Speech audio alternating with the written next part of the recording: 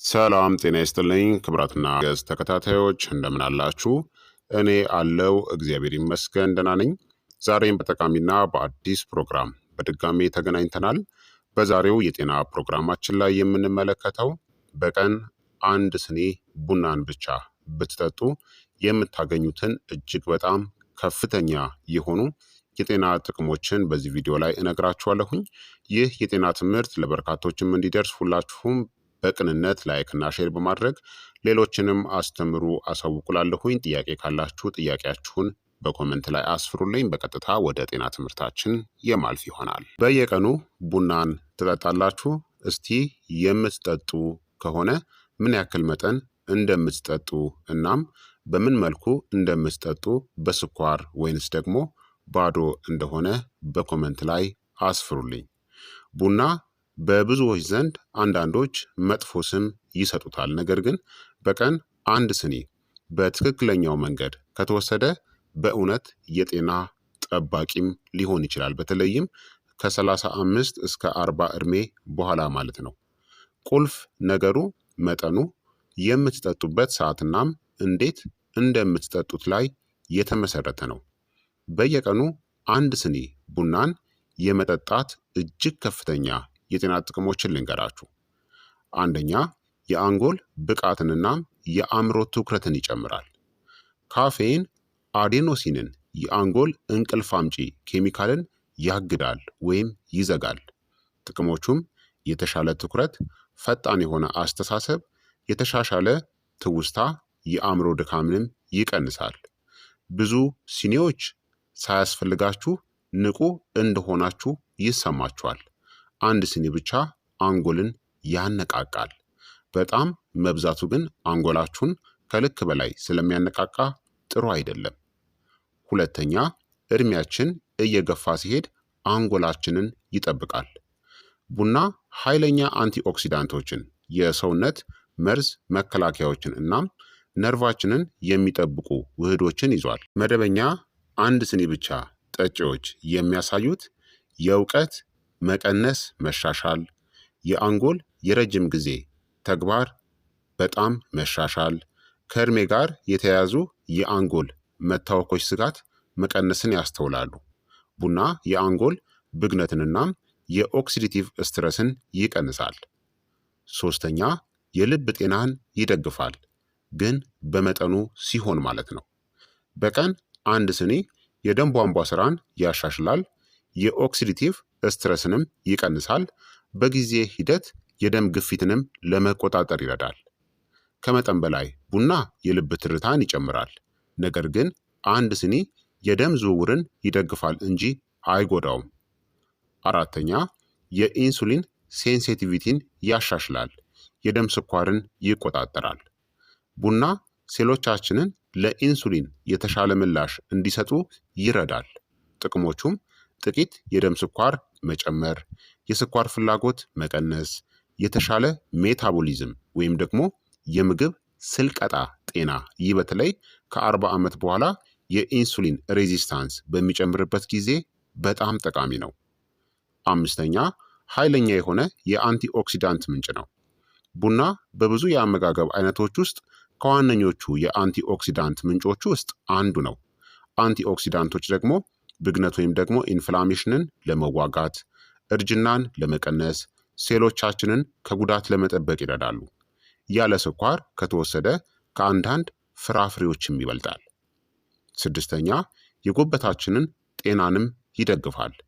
በቀን አንድ ስኒ ቡና በጉበት ውስጥ ስብ እንዳይከማች ለመቀነስ፣ የመርዝ ማስወገጃ ኢንዛይም ስራን ለማሻሻል፣ የጉበት ብግነት ወይም ደግሞ ኢንፍላሜሽንን ለመቀነስም ይረዳል። የተሻለ የስብ ስልቀጣ ይኖራል እናም ቀላል የክብደት ቁጥጥርን ይደግፋል። ሰባተኛ፣ ስብ ማቃጠልን እናም ሜታቦሊዝምንም ያፋጥናል። ካፌን ቴርሞጄነሲስ ሙቀት ማምረትን፣ ስብን መሰባበር እናም የኃይል መልቀቅን ያነቃቃል። ቡና ብቻውን ስብን አያቃጥልም፣ ነገር ግን ኢንሱሊን ዝቅተኛ በሚሆንበት ጊዜ ስብ ማቃጠልን ይደግፋል። ስምንተኛ፣ ስሜትን ያሻሽላል እናም መጠነኛ የመንፈስ ጭንቀትን ይቀንሳል።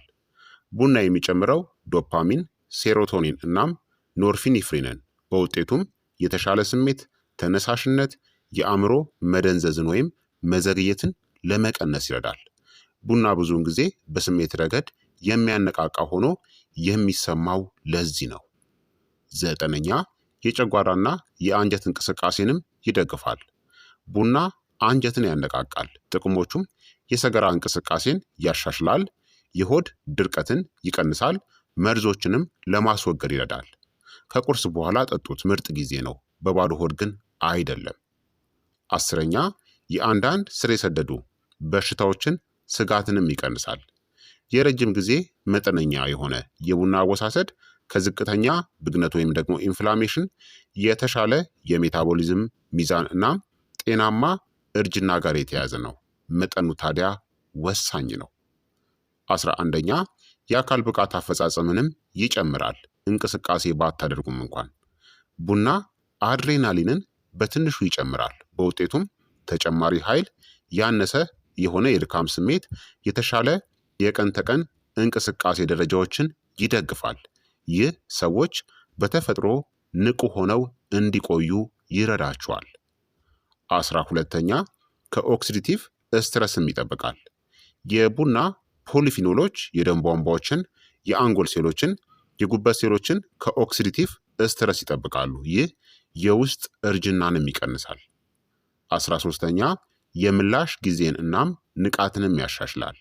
በተለይ መኪና ለመንዳት፣ ከፍተኛ ትኩረት ለሚጠይቅ ስራ እናም ለጠዋት መድከም በጣም ጠቃሚ ነው። አንድ ሲኒ ያለ መንቀጥቀጥ ንቃትን ያሻሽላል። 14ኛ የምግብ ፍላጎትንም ለመቆጣጠር ይረዳል በመጠኑ ሲሆን። ቡና ለአንዳንድ ሰዎች የምግብ ፍላጎትን በትንሹ ይገድባል። ያለ ጥንቃቄ የሚወሰዱ መክሰስ ወይም ደግሞ ምግቦችን ለመቀነስ ይረዳል፣ በተለይም በረፋድ ላይ።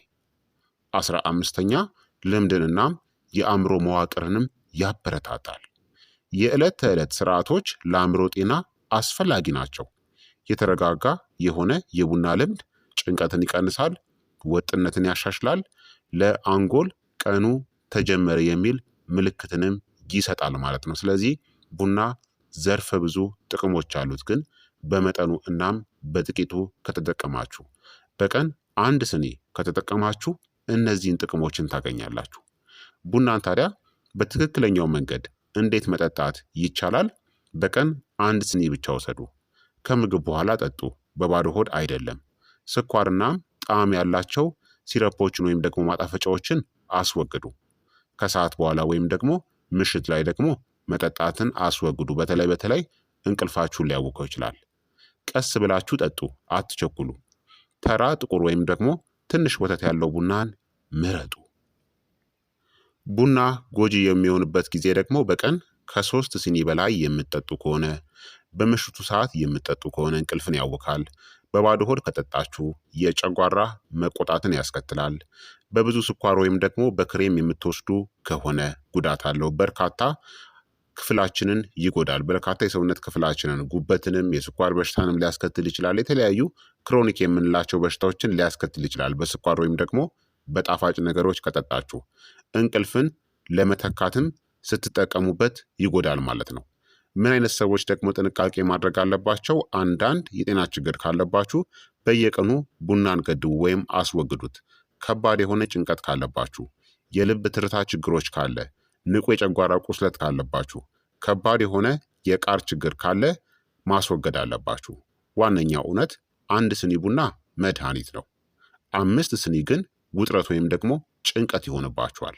በጥበብ ጥቅም ላይ ሲውል ቡና አንጎላችንን ይጠብቃል፣ ልባችንን ይደግፋል፣ ሜታቦሊዝምንም ያሻሽላል፣ የቀን ተቀን ኃይላችንንም ይጨምራል ማለት ነው። ስለዚህ ክቡራትና ክቡራን ተመልካቾቼ የዛሬው የጤና ትምህርት እንግዲህ ይህንን ይመስል ነበረ። እንደተማራችሁበትም ተስፋ አደርጋለሁኝ።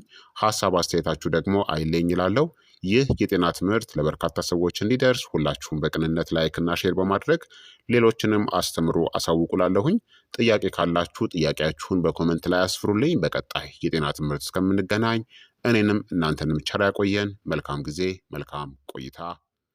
ቻው ቻው።